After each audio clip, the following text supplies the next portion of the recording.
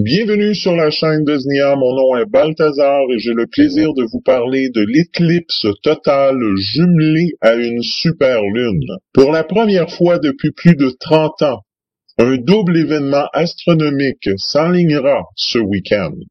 Une combinaison exceptionnelle réunira une éclipse totale lunaire et une superlune dans le ciel ce dimanche. Un événement astronomique rarissime à ne pas manquer. L'éclipse lunaire du 28 septembre 2015 est la deuxième et dernière éclipse de lune de l'année 2015. Il s'agit d'une éclipse totale. Elle est la dernière d'une tétrade, soit une série de 4 éclipses totales consécutives ayant chacune lieu à environ 6 mois d'intervalle. Les 3 autres se sont produites le 15 avril 2014, le 8 octobre 2014 et le 4 avril 2015. Parvenue au plus de près de la Terre, la Lune exceptionnellement grosse et lumineuse va s'habiller de rouge dans la nuit de dimanche à lundi lors d'une éclipse totale, un phénomène magnifique et rare qu'on ne reverra pas avant 2033. Toutes les conditions sont réunies pour que l'éclipse soit spectaculaire. Rares ont été les dates où autant d'indices temporels se sont conjugués simultanément pour indiquer une sorte de rendez-vous eschatologique. S'il en est vrai que nous avons déjà prévu à plusieurs reprises des moments clés, cette période de septembre rassemble simultanément des rendez-vous astronomiques, bibliques, économiques et politiques. On s'accorde tous à penser qu'on arrive à une sorte d'échéance, non pas de fin du monde, mais de fin de notre monde tel qu'il est actuellement. La Lune ne produit pas sa propre lumière, mais la reçoit du Soleil. Lundi, aux premières heures, l'astre sera parfaitement aligné avec le Soleil et la Terre. La pleine lune se donnera en spectacle cette fin de semaine. Une lune de sang, ou plus exactement une éclipse totale lunaire, se produira dimanche soir. Elle sera d'autant plus spéciale que la lune sera à son périhélie de l'année, c'est-à-dire à son point le plus proche de notre planète.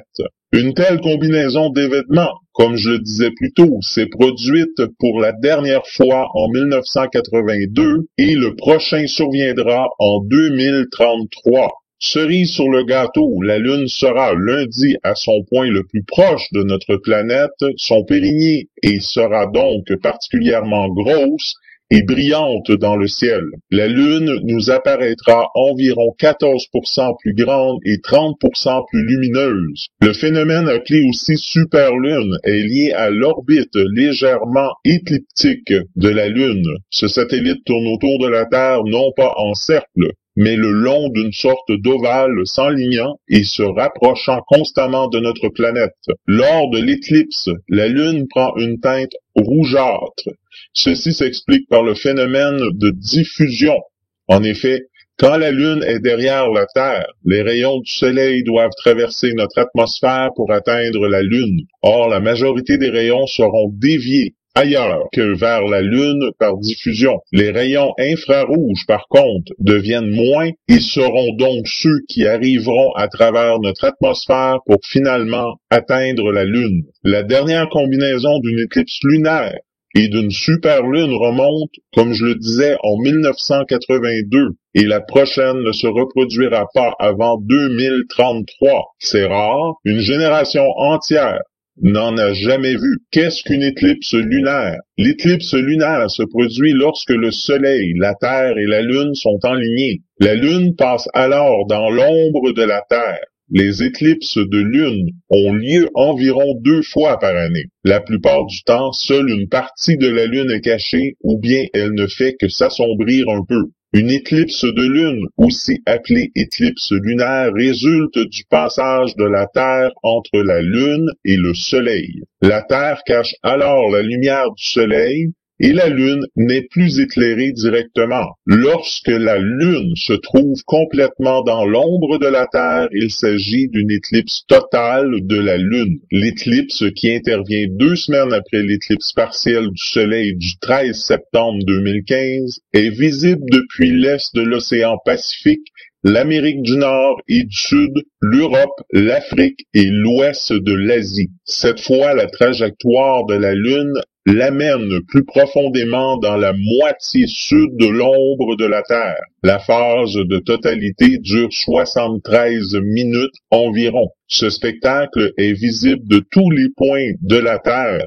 où la Lune est présente dans le ciel au moment de l'éclipse. L'éclipse du 28 septembre, dans son intégralité, est visible depuis l'océan Atlantique et les régions le bordant immédiatement. Ceci inclut la moitié est de l'Amérique du Nord, l'ouest de l'Europe, l'Amérique du Sud et l'ouest de l'Afrique. Depuis le nord-ouest de l'Amérique du Nord, les premières phases de l'éclipse se produisent avant la levée de la Lune. Par contre, les observations dans l'est de l'Europe, au Moyen-Orient et à l'est de l'Afrique voient le coucher de Lune au cours de cette phase de l'éclipse. L'éclipse, comme je le disais, n'est pas visible depuis l'est de l'Asie, l'Australie ou la Nouvelle-Zélande.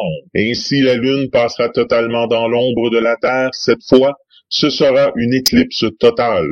Pendant un peu plus d'une heure, la Lune sera entièrement dans l'ombre, ce qui la rend rare. Le phénomène débutera aux alentours de 20h11, mais il faudra attendre au moins 1 heure avant que le spectacle ne devienne apparent. À 21h07 débuteront les phases partielles de l'éclipse, puis de 22h11 à 23h23, le vrai spectacle commencera. Nous aurons une éclipse totale, car toute la Lune sera engloutie par l'ombre de la Terre. Le cône d'ombre de la Terre fait environ 3 fois la taille apparente de notre satellite. Toute la Lune pourra être absorbée par ce cône d'ombre. La Lune prendra une teinte rougeâtre alors que l'éclipse sera totale. Les phases partielles prendront fin à minuit 27, mais notre satellite quittera complètement la pénombre 1 heure plus tard. À travers toute la France, la première phase appelée éclipse pénombrale débutera à 2h12. Elle deviendra partielle à 3h07 précisément. L'éclipse lunaire totale aura lieu à 4h11 pour s'achever à 5h23. La Lune devrait être haute dans le ciel. S'il est évidemment préférable de se placer dans une zone dégagée, l'éclipse lunaire devrait être relativement simple à observer. Un événement exceptionnel et accessible à tous pour peu qu'on arrive à rester éveillé. Durant la totalité, les constellations d'automne sont bien placées pour l'observation et les étoiles les plus brillantes peuvent être utilisées pour des comparaisons de magnitude. Le centre du grand carré de Pégase se tient à 24 degrés au nord-ouest. Sa plus brillante étoile, étant Alpheratz dans la Baleine, est à 20 degrés au sud de la Lune éclipsée, tandis que Hamal, dans la constellation du Bélier, est à 35% au nord-ouest. Aldébaran du Taureau est à 65% vers l'est et Almache dans Astromède se trouve à 48% vers le nord. Relativement faible, la planète Uranus se situe à 14 degrés au nord-est de la Lune pendant la totalité. À la sortie complète de la Lune du cône d'ombre terrestre, le disque Sélène baigne encore dans la faible lumière pénombrale. Amorce alors sa sortie de la zone de pénombre terrestre pour recevoir désormais directement les rayons du Soleil. Le disque complet de la Lune retrouve tout son éclat avec la fin de la phase pénombrale de l'éclipse. Du fait de l'inclinaison de 5 degrés 17 sur l'écliptique, une éclipse de Lune ne peut avoir lieu que si la Lune est suffisamment proche du point d'intersection de son plan orbital et de celui de la Terre, ligne des nœuds. Pour cette nouvelle éclipse de Lune, la Lune est très proche de son passage au nœud descendant, l'un des 2 points d'intersection de son plan orbital et de celui de la Terre. Puisque ce passage a lieu le 27 septembre, cette éclipse totale a lieu juste après le passage de la Lune au Périhélie, le point de son orbite le plus proche de la Terre, qui se produit le 28 septembre 2015. L'éclipse, qui intervient 1 heure après le passage de la Lune en Périhélie, a lieu sur fond d'étoiles de la constellation des Poissons. Notre satellite naturel, qui est à sa distance la plus petite de l'année, est pratiquement à la plus petite possible, se trouve à une distance de 356,878 km du centre de la Terre. Le diamètre apparent du disque lunaire, alors de 33,28 °, est très proche du maximum théorique. Il s'agit par conséquent de la plus grosse pleine lune de l'année. La Lune apparaît 12,9% plus grande que lors de l'éclipse du 4 avril dernier. L'éclipse totale de la Lune du 28 septembre 2015 est la 26e éclipse du Soro 137, une série de 78 éclipses couvrant une période de 1388,3 ans, allant du 17 décembre 1564 au 20 avril 2953 et débutant par une série de 15 éclipses pénombrales suivies de 8 partielles, de 28 totales, puis à nouveau de 7 partielles et s'achève par une nouvelle série de 20 éclipses pénombrales. Toutes les éclipses dans ce Soro interviennent lors du passage de la Lune au nœud descendant de son orbite. Lors d'une éclipse totale, la Lune ne devient pas invisible, mais conserve une faible éclat et apparaît souvent rougeâtre au moment du maximum. La distance Terre-Lune, la position de la Lune par rapport au cône d'ombre, ou encore la transparence de notre atmosphère qui filtre la lumière bleue du Soleil tandis qu'elle dévie les rayons rouges et jaunes vers la surface lunaire, sont autant de facteurs qui déterminent les variations d'éclat et de teinte que peuvent prendre la Lune au cours d'une éclipse totale. Les nuages et les particules, poussière et cendres d'éruptions volcaniques ou feux de forêt, en suspension dans notre atmosphère affectent également la coloration de la Lune en filtrant plus ou moins la lumière solaire déviée. La Lune affiche une large gamme de profondeur d'ombre pendant la totalité, de sorte que son apparence va changer considérablement au fil du temps. Cependant, la variation d'éclat et de luminosité sont difficiles à prévoir et changent en permanence au cours d'une même éclipse. Aussi, les observateurs sont invités à estimer la valeur du donjon à différents moments pendant la totalité. Il peut également être nécessaire d'assigner des valeurs différentes de donjon à différentes parties de la Lune, par exemple au nord par rapport au sud. La luminosité résiduelle et la coloration de la Lune lors d'une éclipse totale peut être quantifiée selon le classement proposé par l'astronome André Dajon, 1890 à 1967. Directeur de l'Observatoire de Paris de 1945 à 1963. C'est un spectacle pour tout le monde et c'est gratuit. Il suffit juste de mettre la tête dehors. La Lune de sang, c'est la Lune de nouveau but, de la protection, de la résolution et de la spiritualité. La nuit de la Lune de sang est parfaite pour la divination de toutes sortes. C'est le moment de réfléchir sur ce que vous avez accompli durant l'année et d'évaluer vos accomplissements. La Lune est adéquate pour relâcher le stress et les énergies négatives de ce qui vous entoure. Appelée également Lune de moisson, la pleine lune de septembre porte le nom de Lune des moissons en Amérique du Nord. Par le passé, avant l'électrification des campagnes, les agriculteurs ne pouvaient compter que sur la Lune pour les éclairer dans les champs après le coucher du soleil, en particulier en pleine période de moisson et des récoltes, à la fin de l'été, d'où le nom donné à cette pleine lune. Connue aussi sous le nom de lune d'orge et lune du chasseur, la lune des moissons apporte la protection, la prospérité et l'abondance. C'est le temps de l'année où les semences sont récoltées et c'est un temps idéal pour un acte magique qui influencera votre prospérité et votre amour des autres. Si vous avez été malade, c'est le moment de recouvrir votre pleine santé. C'est aussi le moment idéal pour obtenir un poste plus payant au travail.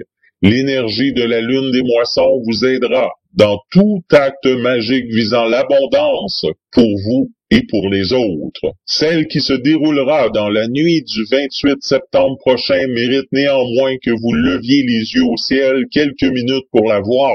En effet, il s'agira d'une super lune, l'astre dont l'orbite réalise une ellipse autour de la Terre se trouvera très près de nous et paraîtra plus grosse dans le ciel. Par ailleurs, l'enlignement avec le Soleil devra donner à la Lune une teinte écarlate particulière. Elle est alors surnommée lune de sang. Sous nos yeux, la Lune disparaîtra, privée des rayons du Soleil, pour réapparaître teintée de rouge, d'où son nom de lune de sang. Ce rouge, elle le doit à un phénomène lumineux. Les rayons du soleil qui traversent l'atmosphère sont diffusés, à l'exception des rayons rouges. Ceux derniers vont subir un autre phénomène, l'atmosphère va le dévier et ils vont venir éclairer la surface lunaire. C'est intéressant car la couleur de la Lune va dépendre de l'état de l'atmosphère terrestre. Si elle est chargée en particules, par exemple à cause d'une pollution importante,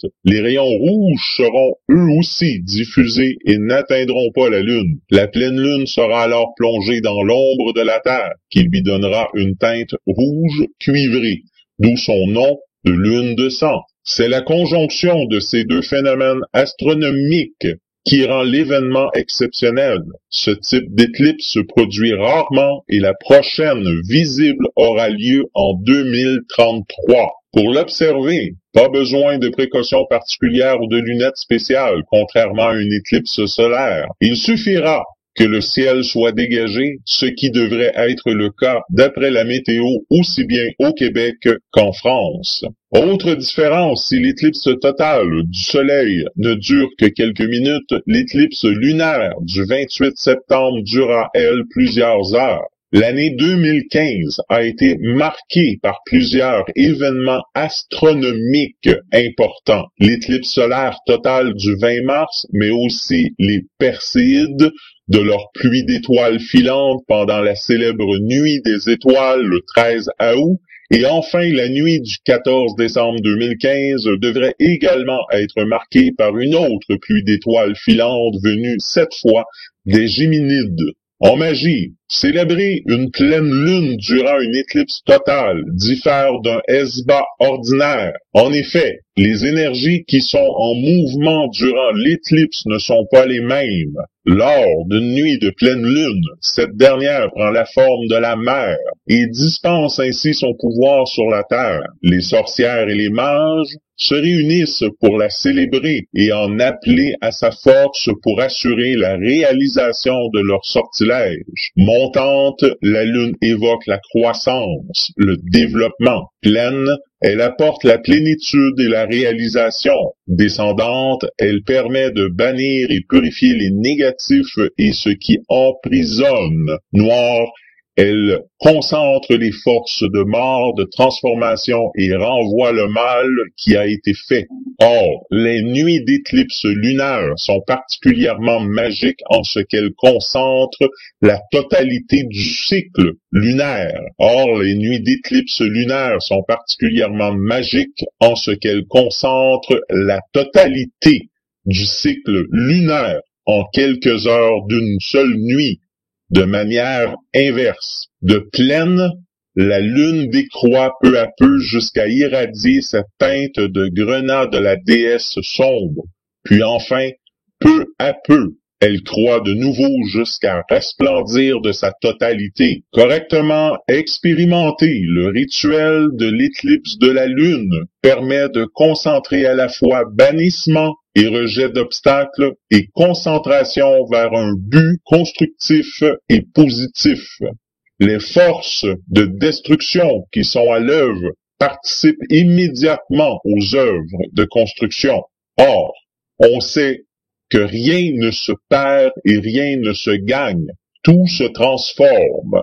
Cette nuit est une quintessence de toutes les possibilités. Le travail avec l'éclipse de lune peut être très éprouvant, puisqu'il s'agit de travailler avec la mer sombre, Kali, Hécate ou Lilith, la mer effrayante et dévoreuse en même temps qu'aimante et compatissante, puis de travailler immédiatement après avec la jeune fille et ou la mère qu'est la pleine lune. Dans un tel processus, il faut s'attendre à aller à la rencontre d'aspects inquiétants et terrifiants logés en nous-mêmes, à faire face à nos angoisses profondes, de même qu'on doit pouvoir s'abandonner à elles pour vivre la renaissance promise. Vivre l'éclipse lunaire est vivre une initiation complète, avec les épreuves, la souffrance, la mort et le renouveau. Les conséquences peuvent dépasser de beaucoup le cadre prédéfini du rituel. Il faut tâcher d'en tenir compte à l'avance. On ne se lance pas dans un tel rituel aveuglément. Les éclipses ont fait l'objet à l'origine de nombreuses interprétations religieuses, mythologiques ou symboliques. Tout au long de l'histoire, de nombreuses cultures ont considéré les éclipses comme des signes de tristesse et voire même de malheur. Christophe Colomb, qui possédait un calendrier des éclipses, a profité de ses croyances pour amadouer les habitants de la Jamaïque. Pour obtenir plus de nourriture, il a menacé les indigènes de faire disparaître la Lune pendant la nuit du 29 février 1504. Quand les Jamaïcains lui ont demandé de faire réapparaître la Lune, il leur a demandé un peu plus de nourriture et il l'a eu. Quand 4 éclipses totales de lune se suivent 2 années de suite, les astronomes appellent cela une tétrade. Les tétrades associées aux fêtes juives sont extrêmement rares. 1 ou 2 par siècle au maximum, plusieurs siècles pouvant se passer sans aucune tétrade associée aux fêtes juives. Depuis l'an 1 de notre ère, 7 tétrades semblables seulement se sont produites, dont 2 au 20e siècle. Après 2014-2015, il ne se produira plus aucune autre tétrade associée aux fêtes juives au cours du 21e siècle. Dans la Grèce antique, la cause des éclipses de lune était attribuée aux visites qu'Artémise, où la lune rendait à Endymion, dans les montagnes de Carie. D'autres prétendaient que les magiciennes, surtout celles de Thessalie, où les herbes vénéneuses étaient plus communes, avaient le pouvoir, par leur enchantement, d'attirer la lune sur la terre, et, à en croire les auteurs grecs et latins, Platon, Pline, Livre, qu'il fallait faire un grand bruit de chaudron et autres instruments sonores pour l'empêcher d'atteindre leur évocation et leur chant magique. Les anciens Grecs regardaient déjà ces phénomènes comme les présages des plus grands malheurs. L'histoire nous raconte que Périclès rassura ses marins et ses soldats terrifiés par une éclipse de soleil. Alexandre, près d'Arbel, usa de toute son adresse pour calmer la frayeur de ses troupes au moment d'une éclipse de lune. Sulpicius Gallus, lieutenant de Paul-Émile, prédit une éclipse de lune qui arrivait le lendemain et changea en confiance la terreur qu'auraient eue ses soldats. Les Scandinaves avaient à peu près les mêmes idées. La lune et le soleil, Man et Suna, qui sont frères et la sœur, marchent vite, poursuivis par 2 loups terribles prêts à les dévorer. Le plus redoutable est Managarmr, monstre qui s'engraisse de la substance des humains approchant de leur fin, mange parfois la lune et répand du sang dans le ciel et dans les airs, allusion à la teinte rouge noirâtre de la lune pendant l'éclipse totale. Chez les Lapons, selon la tradition des Lapons, les éclipses de lune sont occasionnées par les démons qui dévorent cet astre. C'est pourquoi ils font vers le ciel des décharges d'armes à feu afin d'épouvanter les mauvais génies et de secourir la lune. Les éclipses chez les Juifs et les chrétiens. Pour les Juifs, 2015 est une année vraiment spéciale. Éclipse totale de lune, c'est la fête des tabernacles. La tétrade lunaire à venir prise très au sérieux par Israël. Cet événement s'est produit très rarement dans les 2000 dernières années, mais le troisième dernière fois qu'elle s'est produite, cela a correspondu à un événement religieux mondial. La NASA précise que le tétrade ne s'est produit que 3 fois en plus de 500 ans. Pour la 4e fois, en un peu plus de 500 ans, le phénomène des tétrades va se produire à 4 reprises en 2 ans. Soleil, Terre et Lune seront parfaitement alignés et la Lune va devenir rouge champ pendant quelques minutes. 4 éclipses lunaires totales ont les mêmes occurrences qu'en 1492, 1948 et en 1967. L'éclipse totale de lune du 28 septembre 2015 est la dernière de cette série. Il se passe vraiment des choses étranges. Cependant, ce plan est en relation avec les astres et parfaitement intégré dans le futur nouveau monde qui arrive et cela va aller très vite. Les éclipses lunaires et solaires se produisent lors d'événements clés dans l'histoire juive et semblent indiquer les actions de Dieu avec la notion juive et les notions païennes. C'est une année juive de 6 éclipses dans une année sabbatique à compter du 25 septembre 2014 et se termine le 13 septembre 2015. Le 7e jour de la semaine est le jour du sabbat, au jour saint. De même, chaque 7e année est une année sabbatique, une année sainte, une shemitah en hébreu, littéralement relâche, également appelée l'année sabbatique, est le 7e année du cycle de 7 ans agricole mandaté par le Torah, par la terre d'Israël. Des groupes de 4 éclipses de lune en ligne dans un délai de 12 mois sont très rares et ils sont connus comme un tétrade astronomique et sont seulement produits dans l'histoire que très rarement. Le terme tétrade vient du mot tétras en grec et signifie un multiple de 4. Ce qui rend cette tétrade particulièrement intéressante est le fait qu'elle arrivera précisément sur des jours saints juifs. La NASA a confirmé qu'il n'y aura pas d'autres tétrades ce siècle. Comme si cela ne suffisait pas, comme chose étonnante que 4 éclipses lunaires se produisent pendant les jours saints juifs au cours des 12 mois entre 2014 et 2015, il y aura aussi les événements incroyables des 2 éclipses solaires, les 2 arrivant sur des jours de fête juive très importantes. Le 1er Nissan 2015, il y aura une éclipse solaire totale. C'est un grand jour sacré pour le peuple juif, puisque le 1er Nissan est le début de leur calendrier religieux. La Pâque est 2 semaines plus tard. Nissan 1er est également la même date dans le calendrier juif où Moïse a mis en place le tabernacle dans le désert et où la gloire de Dieu est tombée sur le tabernacle. Le 1er Tishri 2015, la 2e éclipse se produit exactement 6 mois plus tard. Ce n'est pas un éclipse total,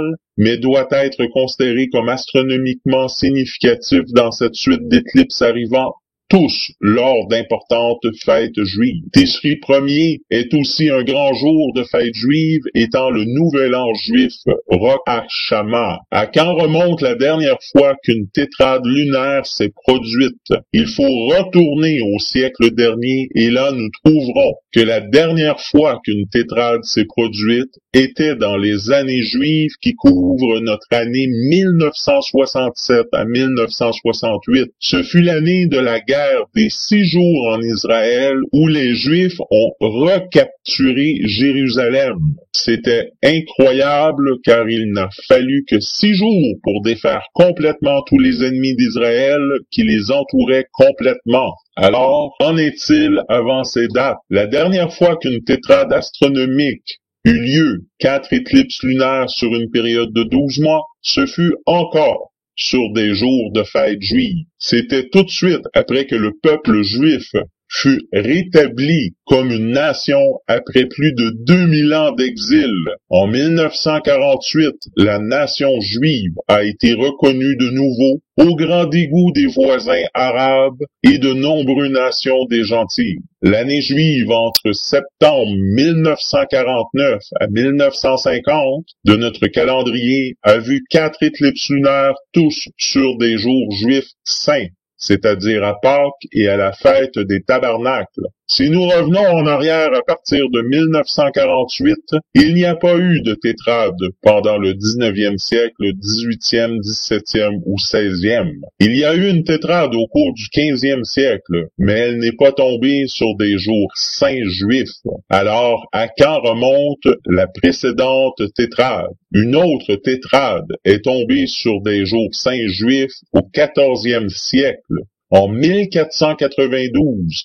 Alors que les Juifs étaient en exil, le peuple juif fut exilé de force de l'Espagne. Au cours de cette année, encore une fois, il y a eu 4 éclipses de lune, tous arrivant une fois de plus sur des mêmes jours saints. Alors, quelle est la signification de ces éclipses à venir? Eh bien, comme on le voit, toutes les éclipses précédentes ont eu une importance énorme sur les événements clés reliés au peuple juif et à la nation. Nous serions naïfs de penser que tous ces prochaines éclipses, dans un délai de 12 mois, seront sans signification. Les chercheurs ont eu connaissance de l'ordre de passage des événements prophétisés dans les Écritures. La plupart des principaux événements concernant Israël ont déjà été respectés, tels que prophétisés dans l'ordre en plus. Le pillage et la destruction de Jérusalem et la dispersion des Juifs, tels que prophétisés par les prophètes juifs, y compris par Jésus-Christ. Le rétablissement d'Israël en tant que nation en 1948, le rassemblement du peuple juif de l'exil de la nation païenne et la reconquête de Jérusalem, leur ville capitale, de leurs ennemis en 1967. Si l'ordre des événements s'exécute comme prévu, il semble que la prochaine série d'événements majeurs qui vont arriver à Israël seraient les armées des nations qui viendront entourer Israël, avec le désir d'anéantir Israël sur la surface de la terre. Selon l'Écriture, cela aura lieu à la fin d'une époque de jugement terrible sur les nations pour leur refus de croire la vérité de Dieu. Cette période, d'après l'Écriture, se déroule sur une période de 7 ans, connue sous le nom de la Grande Tribulation. Nous ne pouvons pas savoir si vraiment ces prochaines éclipses en 2014 et 2015 sera la période en question. Ce que nous savons, c'est que nous ne prévoyons pas d'autres événements majeurs de grandeur qui signifieraient de tels signes par ces éclipses en tétrade. On n'a jamais observé de tels signes. Le roi Nebuchadnezzar força les murs de Jérusalem lors de l'invasion des Babyloniens et ils ont détruit Jérusalem et pris la nation juive en captivité. Il est également intéressant de mentionner que la date à laquelle Nebuchadnezzar pilla et détruit Jérusalem, le 9e avant Jésus-Christ, est la date exacte à laquelle Tite saccagea et détruit le 2e temple de Jérusalem. Aussi, le 9e avant est la date à laquelle les Anglais ont expulsé tous les Juifs de l'Angleterre en 1290. Tous les Juifs furent chassés de l'Espagne en 1492. La proclamation d'Adolf Hitler de tuer tous les Juifs a été prononcée le 9e. Encore une fois, l'année suivante, il y a eu une autre éclipse totale de cette même date. Le moins de ce qui va se passer, c'est quelque chose d'important au sujet d'Israël et une très forte possibilité que nous allons peut-être entrer dans le dernier chapitre des prophéties bibliques. Est-ce possible que l'événement de l'Église puisse avoir lieu lors du Rosh Hashanah, au son du shofar, cette année-là? Je vous laisse songer là-dessus. Est-il important que seule la dernière de ces éclipses sera visible en Israël? Il est fort probable. Le pasteur Blitz remarqua également qu'il devait se produire 2 éclipses de soleil en 2015. La première, une éclipse totale, se produira le premier jour du mois de Nissan, c'est-à-dire le premier jour de l'année religieuse, et la seconde, une éclipse partielle, le premier jour du mois de Tishri, c'est-à-dire le premier jour de l'année civile juive. Tout cela en 2015. Est-il possible qu'il s'agisse d'une pure coïncidence? Non. Il n'est pas possible que toute une série de coïncidences cumulées soit le produit de pur hasard. Il faut noter aussi que l'année 2015 est la dernière année sabbatique d'un cycle de 49 ans. Cette année sabbatique précède immédiatement l'année jubilaire, qui est proclamée tous les 50 ans. Cette année jubilaire doit justement être proclamée le jour de Yom Kippur 2015, également appelé le jour du grand pardon, est une fête juive considérée comme la plus sainte de l'année juive. Dans la Bible hébraïque, dans le livre de l'Exode, lorsque Moïse reçoit sur le mont Sinaï les instructions divines pour la construction du sanctuaire un jour par an, éminemment saint devant Dieu, est prévu pour la purification de l'autel de l'encens, situé derrière le voile dans les saints des saints. Aaron doit recouvrir les cornes de cet autel avec le sang des offrandes expiatoires de propitiation. Cependant, Moïse doit redescendre en hâte car son peuple a, en son absence, érigé un veau d'or. Lors de l'inauguration du tabernacle, les 2 fils aînés d'Aaron meurent faute d'avoir respecté les instructions concernant l'encens. Après leur mort, Dieu prescrit un nouveau rituel de propitiation des fautes dans le sanctuaire, chargé de purifier non seulement le sanctuaire, mais aussi le peuple. Il comporte, outre les offrandes, l'envoi dans les déserts d'un bouc chargé de toutes les fautes d'Israël.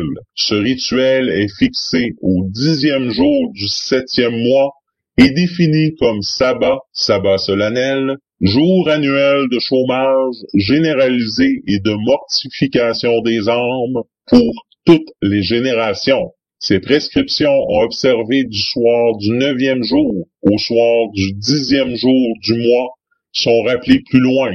Il est ajouté que quiconque n'observait pas le chômage ou la mortification s'expose à être retranché du peuple. C'est aussi à la fin de ce jour qu'il est prescrit de faire retentir dans tous les pays le son du chauffard, au terme de 7 cycles de 7 ans, afin de marquer la 5e année du jubilé où les habitants du pays recouvrent leur liberté et leurs biens. Peut-être est-ce ce jour, avec ses pratiques et ses offrandes, qu'évoquait Isaïe pour proclamer que Dieu demande avant tout des dispositions éthiques saines et traduit en actes. Le prophète ne mentionne cependant pas Yom Kippour nommément et il n'apparaît plus dans la Bible de façon explicite. Ézéchiel indique bien recevoir des visions au commencement de l'année, le 10 du mois, soit le 10e jour du 7e mois selon l'exégèse rabbinique, mais ne mentionne pas le jeûne ni le rite. Il prophétise et à la propitiation des fautes au moyen du sang d'un taureau expiatoire, mais ils ont lieu au 1er et au 7e jour du 1er mois. Yom Kippour ne coïncide pas non plus avec le jeûne de Zachari, ni avec celui d'Azra et Néhémie. Ce silence prophétique a conduit des spéculations diverses, l'une d'elles basée sur la version grecque d'Ézéchiel, qui ne lit pas le 7e jour du 1er mois, mais le 1er jour du 7e mois, et de l'apparente tendance de ce prophète à faire commencer le mois au 10e jour. Déduit que ces versets d'Ézéchiel constitueraient la première trace du jour des propitiations et que les versets apparaissant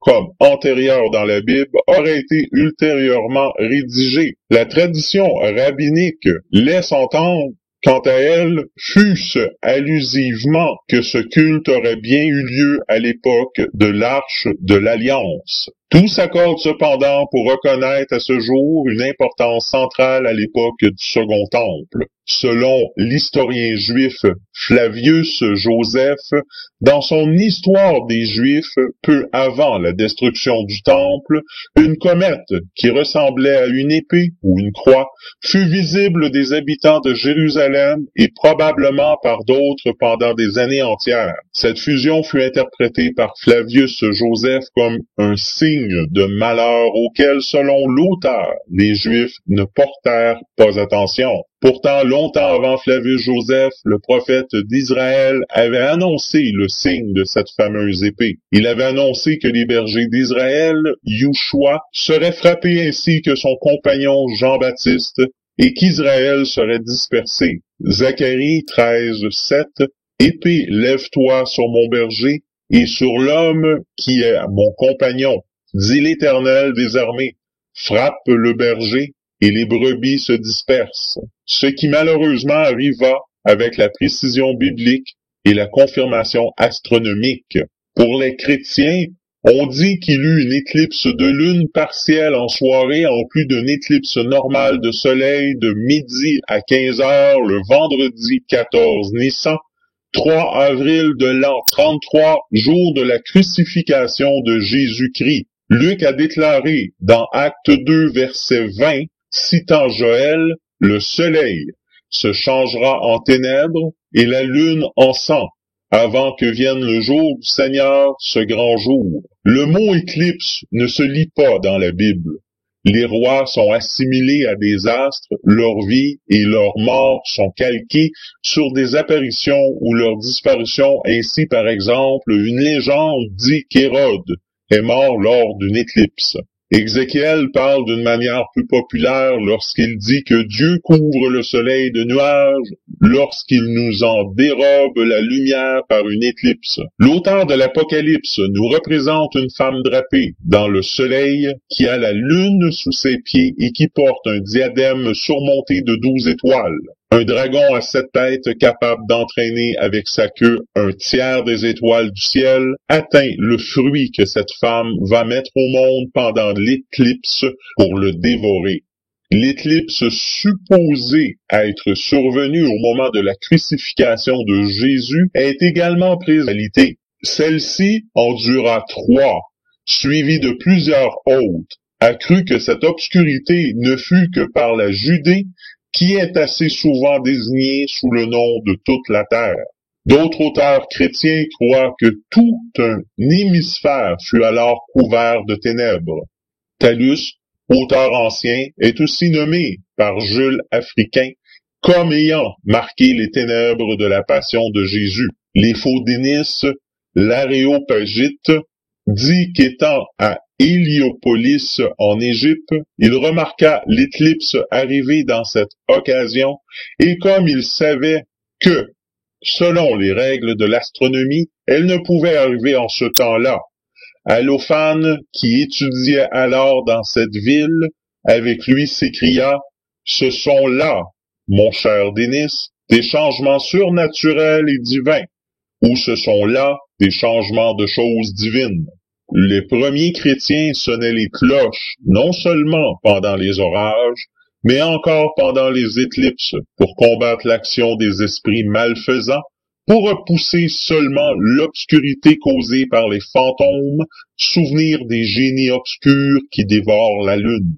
En 1654, pendant l'éclipse de soleil qui arriva cette année, une terreur panique bouleversa leur tête. Les uns se tenaient renfermés dans leurs chambres, les portes et les fenêtres bien clos. Quelques-uns plus timides allaient se cacher dans les caves. La plupart couraient en foule vers l'église, persuadés que le monde allait être enseveli dans une nuit éternelle. Au cours de cette éclipse lunaire, l'ombre de la terre attire la lumière du soleil réfracté, jetant un éclat rougeâtre sur la lune. Le 28 septembre 2015, une autre fête des tabernacles, également connue sous le nom de Soukhot, Ce phénomène ne s'est produit que 4 fois en 500 ans. Ce sont les tétrades, c'est-à-dire 4 éclipses lunaires totales qui auront lieu en 6 mois d'intervalle sur une période de 2 ans. Durant ce court instant, le Soleil, la Terre et la Lune sont parfaitement alignés, ce qui plonge cette dernière dans l'obscurité de l'ombre de la Terre. Les éclipses chez les musulmans. Le rituel musulman offre des prières pour le temps des éclipses. Non que Mohammed, qui les institua, partagea à leur sujet l'opinion des anciens Arabes, mais afin de rassurer le peuple contre l'effroi qu'elle pourrait lui causer. Mohammed, ayant perdu son fils Ibrahim, dont la mort coïncida avec une éclipse de soleil, le peuple parut frappé de cet événement. Certes, dit Mohammed, le soleil et la lune sont 2 signes de Dieu très haut, mais ils ne s'éclipsent ni pour la mort ni pour la naissance de personne. À l'apparition de ces signes, abandonnez-vous tous pour recourir à la prière. La prière pour les éclipses de lune ne doit jamais être faite en commun. Chacun la fait pour soi ou ailleurs par un namaz de 4 rikats. Mais ce week-end, aucune inquiétude à avoir, même pour vos yeux. Les éclipses de lune ne présentent aucun risque contrairement aux éclipses solaires. Ce n'est pas comme regarder le soleil. Vous pouvez utiliser des jumelles, des télescopes, tout ce que vous voulez. Puisse cette pleine lune vous êtes tout autant magique et puissante, et surtout profitez aussi de la beauté visuelle. Cela en vaut la peine. Sur ce, je vous souhaite une excellente semaine et une super éclipse lunaire, et je vous dis à la semaine prochaine. Attention. La personne que nous sommes appelés à devenir, en fait, à intégrer complètement nos